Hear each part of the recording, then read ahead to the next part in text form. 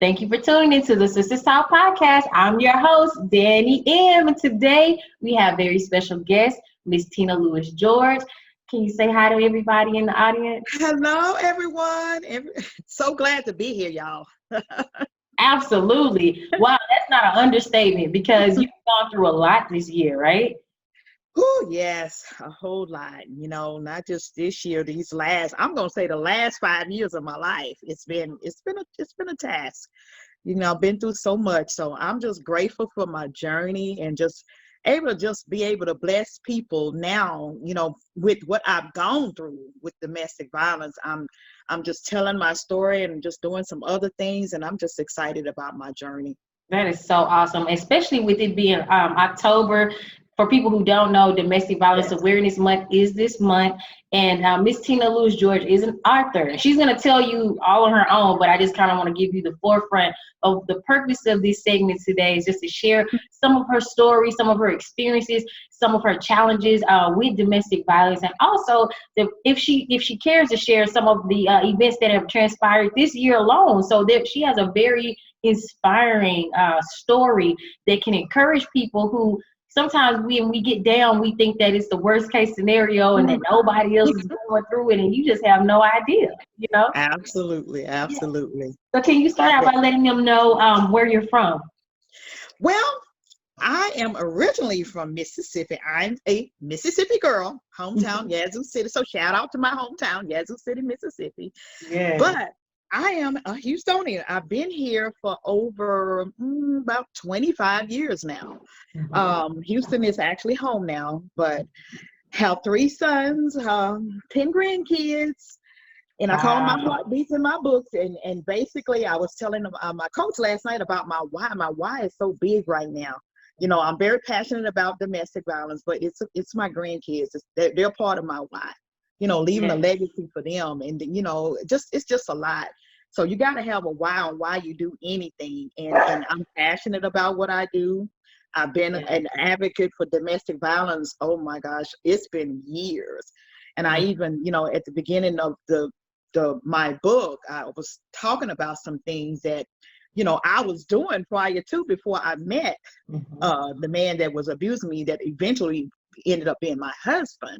So I'm an advocate of domestic violence, and as she said, you see we have our purple on. Yes. October is Domestic Violence Month, and that is the color for domestic violence. So I'm just excited about a lot of things that I'm doing, and I thought about this prior to Domestic Violence Month starting, that I wanted to kind of honor a woman or a person that was slain due to domestic violence, and I began on October 1st.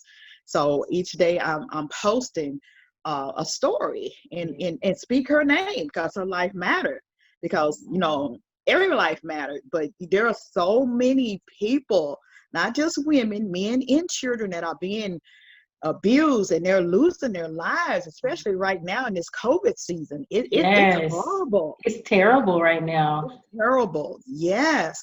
And my heart goes out when I watch the news, and sometimes I literally just cry because, even though when I was with him, I'm going to say it was our season because I was with him 24/7. So I can imagine, I kind of can feel how, being with somebody for 24 hours a day, 7 days a week, and you can't go nowhere. So you can't escape the abuse, Yeah, exactly. So can't escape it. So it's real. And I just, my prayer is that with what I'm doing, if I can just reach the one, and the one can reach the one, to know that, you don't have to live like this. You have to make a change. You got to love yourself enough to know that definitely that's not where I want to be. Absolutely. And I love it. I love everything that you're doing. I see you on Facebook. I see you posting, say her name. And I think that's very, very important for people to realize just how many people are affected by domestic violence, and people are seriously losing their lives. They are losing their lives. They are. Yeah, and I don't think people really know, because most people get their information from the news sources and they don't really dig for information, but it's more than what meets the eye. Is what I'm saying, based on what you've done within the last few weeks that I've noticed. These are stories I can see on the news. you know? Yes, and I was talking to a coworker today. I said, people will not get it until it hits home, until it hits somebody that they love or whatever. And like the first story that I posted, I think her name was Alicia Garcia, the first day. This happened recently here in Houston. This young lady, pregnant, 8-year-old child, and they were fighting in the parking lot.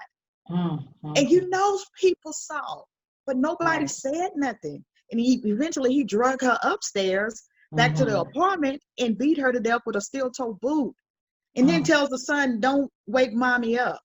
And can you imagine this child waking up, going in the next morning to wake his mama up? And then he goes to get the neighbor. That just broke my heart. People, when you see something, say something. You don't just call 911. Absolutely. Just call 911. So yeah, domestic violence it's my passion, and I just thank God. Just like I went through COVID. I tell this story all the time. It just during my COVID season when I was here by myself and I was in this dark abyss. It's like God just like, okay, it's time to get to work.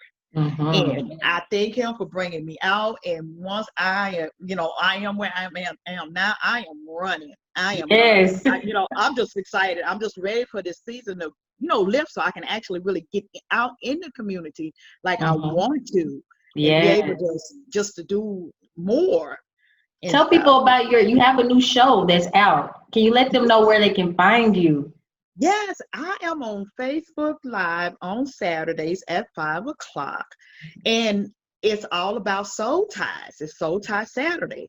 See, a lot of people don't understand what a soul tie is. And I didn't until recently. I got a coach. I had to invest in me. So, and he was like, "You sound like you could be a soul tie specialist." And I was like, "Okay, well, let me do the research." And then it's like a light bulb click, like, wow.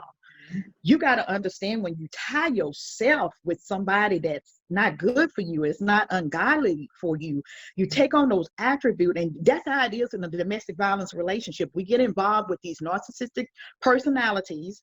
We lose ourselves. They take control of our mind, which is our spirit, in which that soul is tied. And then especially it's really tied when we have that intimate relationship with them. Yes. So therefore, I'm not myself. And people always want to say, well, why she don't leave? You don't understand. She's not herself. Right. He has the control. He controls everything about her. Wow. I lost myself. I tell people I lost the most important thing that people always compliment me on, my smile. Wow. I couldn't even smile no more. I was lost. So I understand how domestic violence, how it feels to almost lose your life. So, it just breaks my heart. It's something so senseless. And I really feel that laws need to be changed. They have to be changed. They need stricter laws for these abusers and, just not a slap on the hand like, oh, okay. And oftentimes whenever there's a domestic case at home, they usually, when you call the cops out, they say, well, sir, ma'am, we can't get involved. This is a civil matter. Exactly. Yes. And until they do something that threatens your life, again, we can't do anything about it. That's what I've been reading and hearing from people consistently. So what does it take? What if there's no second time? What if the second time means that's it? That's it. And that happens quite often. And it's sad. And I just thank God that, he delivered me. And I know he delivered me for this. Yes, for this very moment. I agree. Yes. So can you tell people you're an author as well? Can you let them know the name of your book? Let us know the reason why you wrote that book. Okay. So the book is Total Deliverance, a Survivor Story. So I told my story of how I got into an abusive. When I say that book is a soul tie, y'all got to read the book. Total Deliverance, a Survivor Story. So I tell how I met him, and what inspired me to do it is, and it's so ironic. I'm just going to put this little nugget in. I always knew I was going to write a book. And as I was reading my journal, because that is going to be a book, I journaled every morning. And while I was going through my abuse, I was journaling. And when I was just some months ago, they're stacked over there, which I really need to get to start writing that journal. But anyway, I read in my journal that I was writing a book. At this time, we were together. I had no idea that I was going to be writing a book about Yes. us. That was all in God's divine order. But I wrote the book because I knew, as I stated, I always was an advocate for domestic violence. And I knew my story was going to be so powerful that, in just trusting God in your journey. It's a story of hope. It's a story, yes, I went through a whole lot, but I went trusting God for my outcome. That's who I was trusting in it all. I even wrote in the book, it was a few times that I wrote, Lord, I just want my life back. I want my life back prior to, I call him Nabal in the book, prior to him. And it's written in my journal. I'm telling you, I can read some things in that journal. It has come to pass. Yeah, I believe it. Yes, I didn't know how God was going to do it, but I knew he was going to do it. I knew he was going to deliver me. And I even tell this story, I even having, when you're going through stuff, you just talking to God. At least I do. Some people do it. I know some people don't, but that's just what I do. And I remember having a conversation with God. I was like, Lord, I'm just tired. I don't want to do this no more, Lord. I'm just tired. I was ready to go. I was like, Lord, somebody will tell my story. And it's just so you were saying, when you say you were ready to go, what do you mean by that? To go, to just for him to take me out of here. Oh, because wow. I was just that tired. And it's like I heard God say, no, I don't need nobody else to tell your story. You're going to tell it. Yeah. There were times when we were on that road, Danielle, that he was talking so crazy to me, and I was so emotionally, what I talk about emotional trauma. I was, at one point, I was ready to just pounce on him. I didn't care where that truck went. Right. And I think at the time we were on the top of a mountain. I didn't care. And my thing was to God. I said, Lord, I know you'll pull me out. I'll be okay. But it was like God said, just stand still. Just let them tears flow. Just cry. And that's what I did. It was plenty of times that I was just tired. But it's just like God just stayed me and said, no, you just stand still.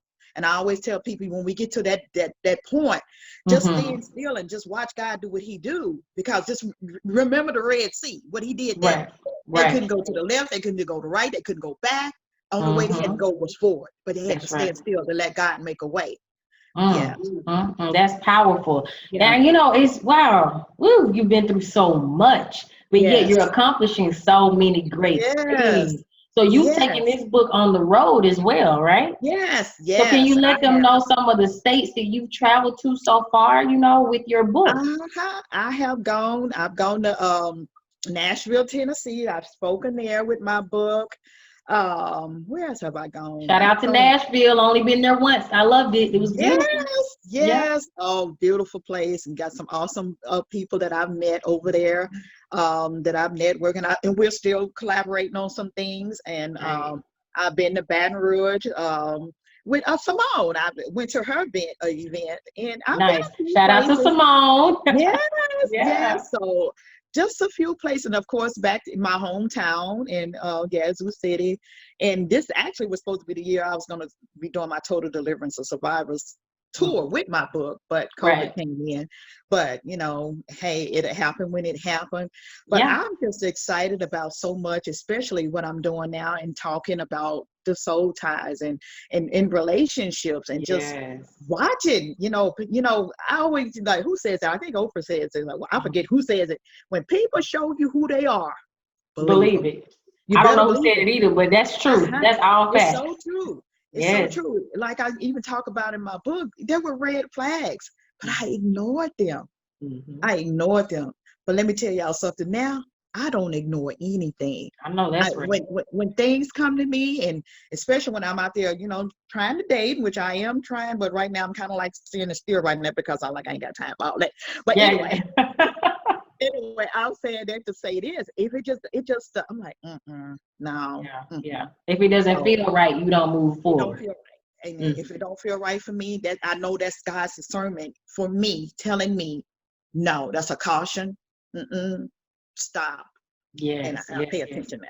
So do you have any future plans on creating blogs, where your journal, when you say journaling, you can make it turn into a blog or a video blog? Yes, definitely. I'm really thinking about blogging and definitely podcasting as well. Yes. I got so much. Oh my gosh, so much that I got in my And head you that could I'm definitely writing start on. on Anchor. Shout out to Anchor. They are awesome. Yes, Free yes, podcast. You can get all your thoughts out there and people yes, come in and view, like, favor, everything. It's a good yes. platform. Yeah. Yeah, so definitely I am working. Actually, I collaborated in an anthology. It's called I Speak, and I got a message today. It's going to release on my birthday, October 20th. Awesome. Congratulations.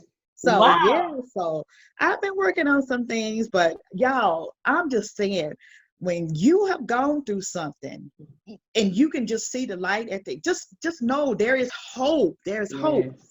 You don't have to live that way. It's hard. I know it's hard. I've been there, been there. It's hard to see anything when you're dealing with what you're going through. But like I said, sometimes you just got to stand still. I got told to just shut up so much. I ain't getting to believe my name was just shut up, Right, right. But it was just God, tell okay, just shut up. I remember one time that I was singing and the song was Amazing Grace. I was singing out loud. He told me to shut up. I was like, Mhm. okay, I shut up, but I was still Mm. singing. Right. In I your was singing mind. in Yeah. my mind. Yes. Okay. So, like I say, I understand domestic violence. There is hope. I know God knows, He knows our hearts. He knows Mhm. that everything, however He delivers, is how He's going to do it. So, you got to Yes. find your why. Why? Okay, do this assessment, piece of paper. Why Mhm. am I staying? Why do I need to go? Right. What's that say? If the pros outweigh the cons or whatever, however that go, Yeah, yeah, you yeah. just gotta find it. And your why Yeah. has to be so deep. I was telling a friend of mine, I said, girl, your why gotta be so Yes. deep that it will make you cry. Well, My thing why was is, making me cry. yes, Yeah. yes, And yes. it was because of the love that I had for my grandkids as well as for my children. I could not bear the thought of them burying me when Mm. I knew I could have gotten out. That's a hard Right. thing to think. And my sons are grown. When I had Mhm. my son, he was the one that made that statement. At that time, he was probably hitting close to 30, 30, 31. Uh-huh. And he tells, I said this in the book. He says, Mama, what are we gonna do when he kills you? That hit Mm. home. That's when I started like, I can't do this no more. I cannot put my sons through this. I That's cannot right. sit and put my grandchildren through this. Some of Mhm. them, I'm the only grandmother they have. Right. They already lost a grandmother, Mhm. grandparents, Mhm. so, and they love me and I Right. couldn't bear, and when I think about them, it motivates me, because there's a lot of women out there my age or and younger and stuff, and they're going through stuff and they got people that love them. You have That's to think right. about how would they feel? They have to live with this every day of their lives, Yes. missing you I and agree. everything. Yeah. That's very powerful, and I admire you so much for your Oh, thank strength. you. You are so powerful, period. I mean, like, the fact that you're able to talk about it, that's number one. A lot Yes. of people, you can't get them to talk about these type of Mm-mm. experiences, let alone you also can't get them to leave the situation Yes, because they're so exactly. ingrained and embedded in the Yes, situation and to the person. They're loyal to their abuser that's because true. the psychological damage is so It's significant. so deep. It's It so deep. is. Yeah. And so It is. I'm honored to have you on the show today because Thank I know you. that this segment is going to inspire someone to I leave their hope so. abuser. And that is the whole goal of this show, Yes. Just to gotta love motivate yourself. somebody to believe in themselves Got enough to. to say that I Yes. am enough and I'm not taking no more of this. We're not telling you Exactly. to fight back. We're asking you to leave. To Don't even leave. take anything with you. Just leave and get somewhere safe so that person Yes. cannot harm you anymore. Anymore. My best advice I can tell the audience that's listening. And there's also the National Domestic Violence Yes. Hotline as well. Yes. So make sure you call that, and I'll drop that number down below so that you can Yes. call them. You know, whenever you have a moment free, you may be at work, you may be out to eat, you may be hanging out with your friends. For the Yes. small amount of time that you have, let somebody know. It's not about putting people in your Right. business. It's about Exactly. saving your own life. You have to save Exactly. yourself. Exactly. Nobody's gonna save you if you don't tell them what's going on. They can't Right. because they don't know.